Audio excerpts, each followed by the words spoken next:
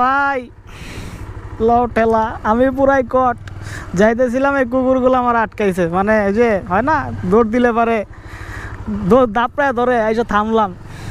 এখন তো ভয় লাগতেছে, এখন যদি স্পিডে যাই, এই একদম নয়, আস্তে, খবরদার।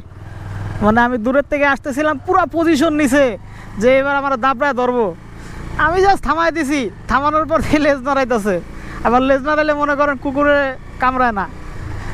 অবশ্যই এগুলো যখন আমরা যাই স্পিডে তখন আসলে কি কামড়ায় নাকি আল্লাহ জানে, কিন্তু আমার ভয় লাগে যখন এভাবে দৌড়ায় আসে চলন্ত গাড়ি দেখলে।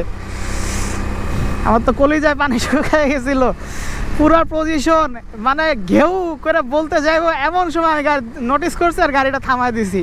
যাই হোক, আপনারা যদি এরকম সিচুয়েশনে পড়েন যে দেখেন যে কুকুর আপনাদের দাবড়ায় ধরতেছে, তখন কিন্তু গাড়ি থামাই দিবেন, চেষ্টা করবেন না যে পালায় যাওয়ার। পালায় গেলেই আপনার শেষ, হয় আপনি আতঙ্কে অ্যাক্সিডেন্ট করবেন, না হলে কামড় বসায়ও দিতে পারে, বলা যায় না। যাই হোক, রাতের বেলা কিন্তু এই সিনটা বেশি হয়, সাবধান। সামনে আর কোনো কুকুর টুকুর নাই।